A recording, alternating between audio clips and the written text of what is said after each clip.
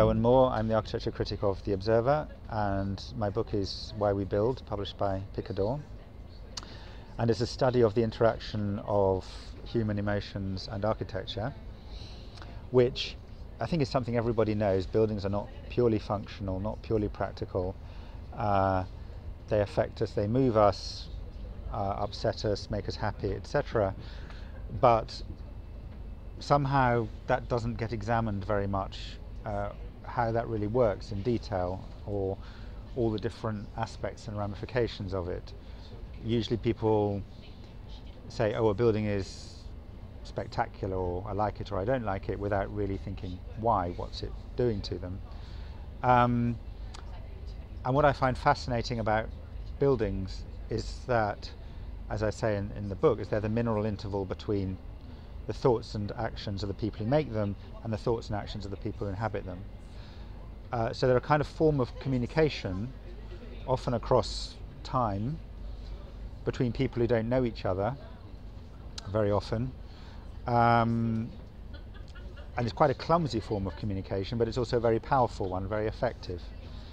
And that has all sorts of interesting effects. Like, a building is although it's very fixed and very solid and permanent and expensive, it also shifts a lot in terms of the perception, because people give it different values. Almost inevitably, whatever the people who built it, whatever they thought the building might be about, is going to be proved wrong in some way. So a building is a proposition. It's a proposition about how the world might be, which is then tested and fulfilled or changed by other people. And I find that exciting, and sometimes it's funny. You get absurdity, you get unintentional effects. Sometimes it's moving, sometimes things change over time. A building that's a monstrosity in one age is loved in another. And really I explore these issues, and I do it by looking at different human emotions. So each chapter is a different heading, such as the idea of home, the idea of truth, power, money, sex, have to have sex, hope, and so on.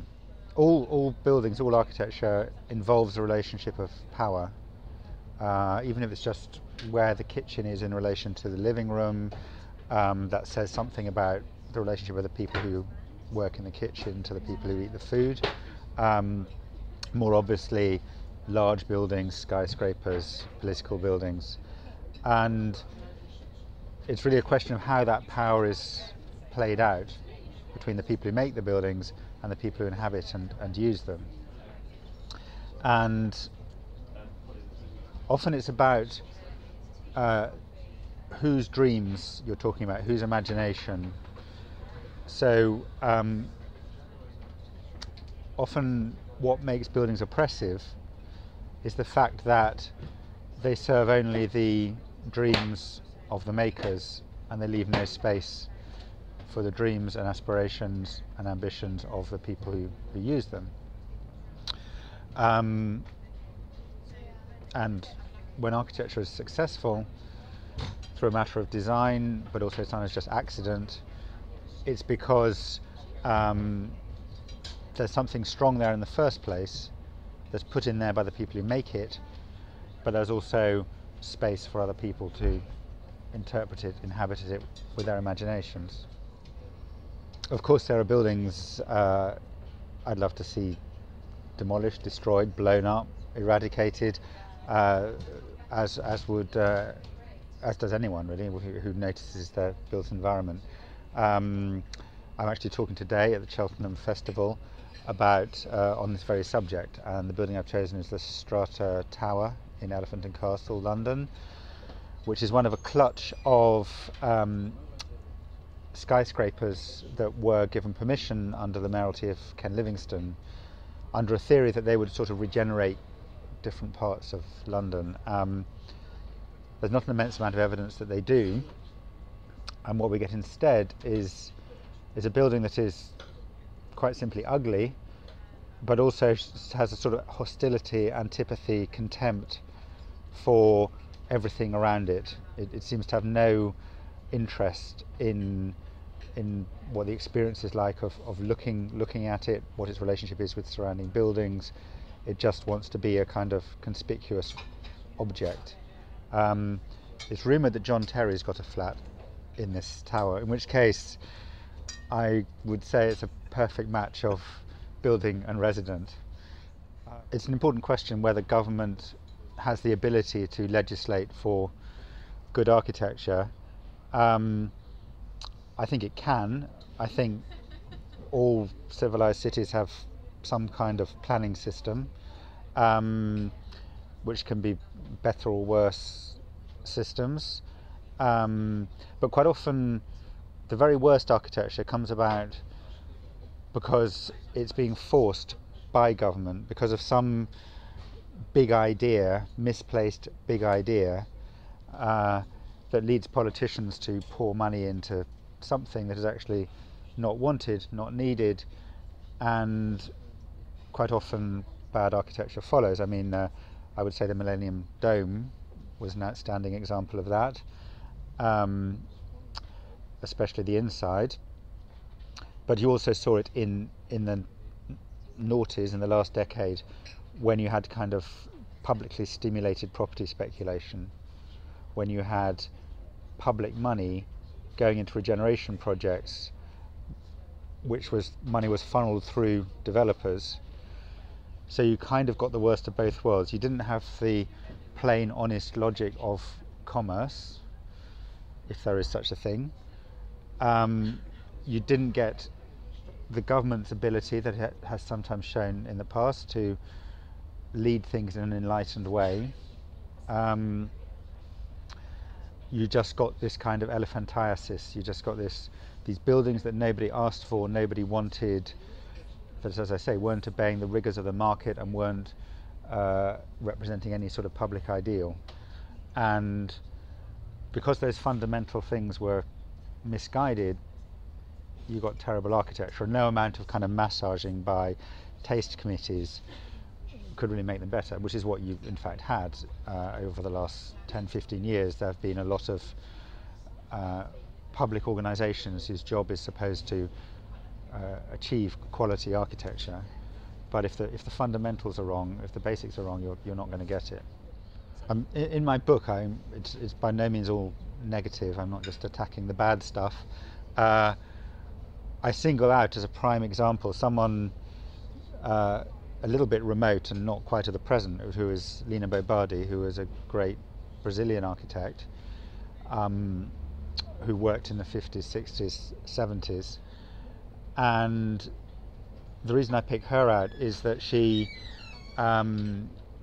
really got it. She really got the idea that you want an architect to be committed and strong and have a powerful idea about what they're making, but you don't want them to preclude all possible future outcomes. You don't want them to dictate the way the building is going to be used and imagined in the future.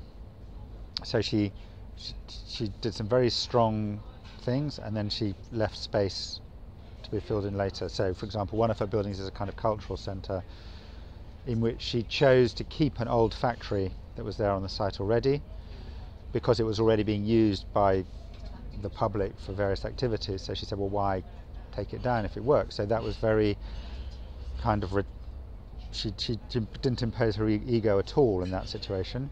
But then she built a tower next to it that had things like swimming pools and sports courts in it, which is an incredibly sort of powerful castle-like piece of architecture.